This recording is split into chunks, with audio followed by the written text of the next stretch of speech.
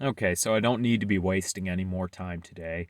When I got up, I ate breakfast, and then me and my brother talked about some movies and basically art critique. By that, film criticism and TV show movies.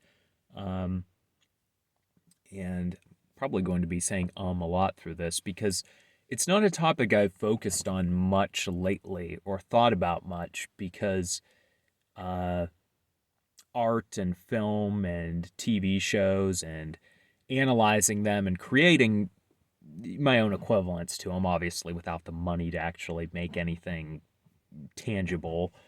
Um, it's something it's interesting to me, but frankly, trying to be self-employed, like I'm doing this other YouTube channel, and I'm getting back into programming right now, trying to get a certification for that.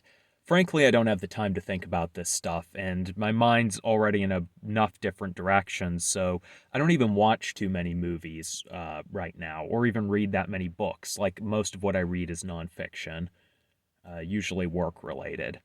But I, I used to really be into just checking out different movies and TV shows and critiquing them and sort of trying to figure out what works, what doesn't, why I like certain things. And really, that wasn't so much of a route that was intentional as much as would be like I'd be watching a TV show and I'd like it. Like the first season would be good, and as it would go on, it would just get really bad, and I wouldn't know why. So I would kind of look at, okay, who's writing it, who's the producer, how did these people change, and over time you figure out, okay, this is why the show got bad. It's not that such and such character got killed off or that the characters moved to this location. It's all these behind the scenes things, all these subtle things. And it's kind of stuff I was aware of since I was a little kid. Uh, and then once I was a teenager, I started watching more critics online and getting a perspective of what actually is going on that makes things good or bad. Like, usually it's all this behind the scenes stuff with the writing, the directing, the usage of music, all this stuff that impacts the effect a movie has on you. And it's something I was really into, but basically, haven't had the time for. And when I talk to my brother, this stuff comes up a lot. And it used to kind of come up when I would talk to people at work. And the thing is, as much as I'm into that, most film and TV critique online, especially the mainstream stuff, is just absolute garbage. It, it, it's it's nitpicky. It's not really going to tell you what makes something good or bad. I don't feel like it's going to help you create good art, and it's just going to discourage you. Um, the best example I could think of is when I was in college. I didn't go to college for writing, and I dropped out eventually. But when I was in college, I had writing one and writing two. And then I went to a creative writing workshop, and I would also talk to different people in the writing department. And honestly, I couldn't think of a worse place to be as someone looking to write stories, write fiction, books, create a comic, whatever you're looking to do. In the creative writing group, well, I'll put a little bit of a caveat here. One of the people I talked to was my writing two professor, and I wouldn't say I learned too much from her as far as writing good stories, but she didn't have bad inputs or give bad advice. But working in the creative writing workshop, basically people would come in and they would bring in their stories, and then it was almost like a peer group. They'd bring in their stories one week, and then the next week everyone has read them, everyone who's had time to read them, and you give their critiques. And I don't think there was a single valuable thing I learned from those writing workshops. It really was nitpicky stuff. It was, oh, well, this thing you said was politically incorrect, or, well, this is out of date. You can't use that term. Or, well, this is a plot hole that doesn't make sense. Or, I don't know, your character's too old. How did they jump this fence or something? Like, I mean, not saying that's never a valid criticism, but let's say it's something cartoony, that might not be. See, I'm all over the place right now. But basically it was the same kind of thing. It was the same kind of criticisms you would get if you watched a YouTube channel like CinemaSins, which I think sort of has entertainment value, as in it's sort of funny to watch. It's sort of funny the way they nitpick stuff, but I think it's absolutely terrible to take seriously in any regard. And I guess I should preface that with saying I haven't watched that channel in years. I don't think I've watched a single video they made in years. So maybe their old stuff was a little bit funnier and their new stuff's just terrible. I can't speak for that. But yeah, if I just went to a random review of something online, it's most of it's not going to tell you anything good about storytelling or the writing process. It's just going to be like nitpicky crap. One show, I don't watch many shows right now, but one I have been watching is Breaking Bad, which is still a great show and holds up really well. And whenever they have scenes in Mexico, for context, the characters, most of the story takes place in New Mexico in the United States, and they'll have scenes in Mexico because it deals with the drug trade, and Mexico's a location throughout the series. And they always use this heavy yellow filter on scenes in Mexico. And you'll get all these people in the comments like, why do they always filter Mexico like that? Are they trying to say Mexico's really that yellow? It looks so stupid. It's so weird, or maybe it's racist or something. And it's really easy to just, like, as a layman coming into film critique, to be sort of intimidated by that kind of talk. Like, oh man, what's going on with the show? That really isn't realistic. Now, though, I'm just like, that's a stylistic choice. It's a storytelling tool. I can't explain why it works, but it works. Like, it usually those scenes in Mexico are a little bit separated from everything else in the story. Like, it's different characters we're seeing. It might be a different time, like characters when they were younger. And I don't know if that's why it works, but it's just like when you see that yellow filter, you know where you are, especially because Mexico looks a little bit, I don't know how similar it looks to New Mexico, actually. The New Mexico locations. But either way, it's a storytelling tool. And no, the state Mexico, I mean, the country does not look that yellow, but it just works. And it's, you know, I think with the internet, you have more people than ever before criticizing art, and more people have access to that criticism. And I think in a way that's actually been worse for art and for artists, because while there is really, really good art critique out there and really good YouTube channels and great tips, there's so much crap to filter through that it's almost like this rite of passage now, where it's like, okay, you want to create your own stories. Well, now you first come across all these snobby assholes who are going to degrade you for thinking anything outside of the box. And it's like you have to go through that. And before you realize, well, that criticism's not really valid or helpful. But there's so much of it out there that if you want to get to the good stuff, it's almost like you have to go through that first. I don't know how much sense this is making, but like I used to want to write stories. I've actually done a lot of writing, but basically crap. It was stuff that by that I mean I would have hundreds of pages written, but it never went anywhere, like in any meaningful way. And it was just I ended up throwing a lot of the stuff out. It really wasn't good. But I used to have an interest in it, and I would get so discouraged by all the stuff I would see online. Um, and like to throw out a good critic, I think Rob Ager of his YouTube channel is Collative Learning. I actually have him as one of my featured channels just because I like him so much.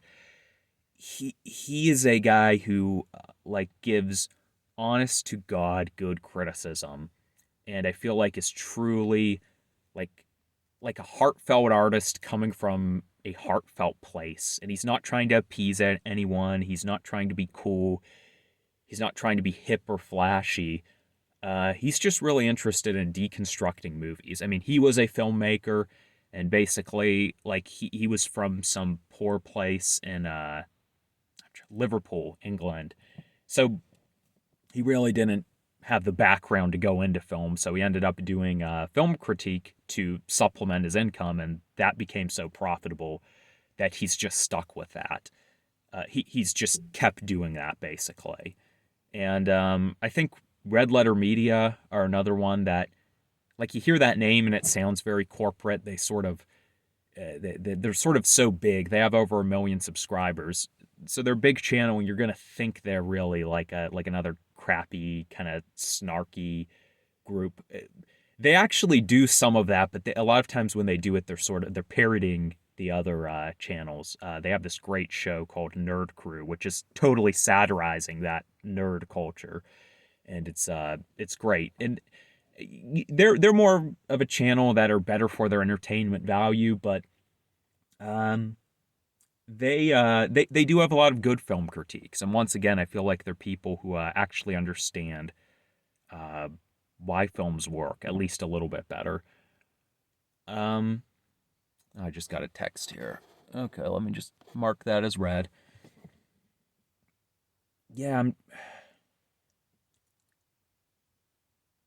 I think like since I found like good art critics online, it's actually made me just really wish I'd found these people earlier because like when I get spare time, it's like I pull out the few Transformers action figures that I haven't sold. I ended up selling most of them, but there's still some I like, and I like having them around because I'll just set them up with the camera and do different angles and try to frame different scenes. And basically, like, okay, this is the conflict between the scene. These two guys are arguing, and the one guy basically, like, these are the bad guy characters, so it's the kind of stuff they would do is the one guy is going to basically bully his subordinate into submission. But there's a bit of a tension there because they're both sort of imposing guys. And it's like I'm taking that concept and trying to execute it with these two figures and figuring out like what are the good angles to do that with.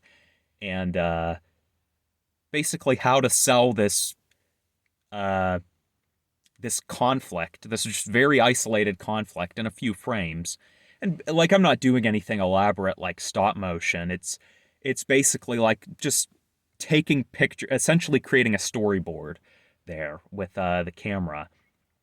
And if I was listening to the kind of critics that, so to speak, the gatekeepers, the crap critics, the pop culture critics, the cinema sins, I would just be like, well, um, these guys are two Transformers figures, and if you know anything about the action figures, some of them, like their arms are short so they don't reach really far. So maybe they'd criticize that, like, well, how's the one guy even supposed to fight the other guy? His arms are too short. That doesn't make sense. Uh, their proportions are all weird. Their color schemes are too different. This is ridiculous. This is silly, and I wouldn't get anywhere with it. But I think when you like with something like that, like Transformers or some of these, if you're looking at more kids things like superhero stuff, which unfortunately is like everyone tries to make it mature, but it's kiddie stuff. It's the way I look at that is so much of that stuff's terrible now because people try to over-explain the concepts and take it seriously in a like a bad way. Like, how do we make this make sense? How do we make this stupid idea logical? And that's like boring and degrading. I think the fun thing is more how do you take this really silly idea, something that's just absurd, and sell people on it? like how do you make it emotionally engaging, um, even though what's going on is actually absurd? Because even I think even a lot of the best TV shows and art is, yeah, I think a lot of it's kind of silly, but it's a magic trick. It's basically like there's all these plot holes, there's the stuff that doesn't make sense, and how do you make it so emotionally engaging that you misdirect people and you make them feel something so they just don't think about this stuff. Rather than trying to eliminate every plot hole and every ridiculous thing and just being cynical about the whole thing. Um, I guess one more thing I would touch on is I, I don't watch a lot of modern movies and TV shows. I mean, when I do get to watching movies, a lot of times I watch older stuff. Like the one thing was this movie called Death Laid an Egg, and it was just some like I think Italian or Swedish movie, and I just watched that. And it's from the '70s, but I like stuff from the '70s. Um, so like a lot of the stuff I'm watching isn't even new, but the new stuff I do see, it's like so like it doesn't really feel like the artist is acting freely or they're going to say anything controversial. Like you sort of like yeah, they'll get everything right and everything will make sense in the story, but it's like there's no soul to it, or it feels like they're compromising their art to basically conform to all the ideas of the day. That's not a topic I want to get into now because it's sort of something different, but it's something that really does bother me, and I think it sort of comes from that same strand where like even if you're watching something that like it's not mainstream, it's not some dumb Marvel movie, it's some underground thing, and frankly, the Marvel movie's probably better because this like piece of art, this underground like independent thing, it's like it has the pretense of being more intelligent, but really like idealistically and as far as how much thought was put into it, it's really at the same level as all the mainstream stuff. And there's nothing interesting they have to say. And it's really just like, yeah, this person probably got bullied essentially into, or just like cowered into giving the same message that everything else is giving. And I just see a lot of that. And that's once again, Breaking Bad. I think that was a really good TV show that didn't feel like it did that. You could watch that show and get some very uncomfortable messages or lessons from the world, or like come out of it with a really dark perspective. But like the show doesn't like try to apologize for that, or like it's gonna kind of like let you come up with your own assumptions based on that. I don't really. I feel like there was something else I wanted to talk about, but in short, yeah, I feel like just so much art criticism is absolutely terrible, and frankly, I would rather I would rather have a story written by some average worker or one of my neighbors than some academic who can tick all the boxes but just make something dull and boring and with no life or charisma. This is a topic I want to address in future videos, but I think I'm going to wrap it up here because I've got some work to do.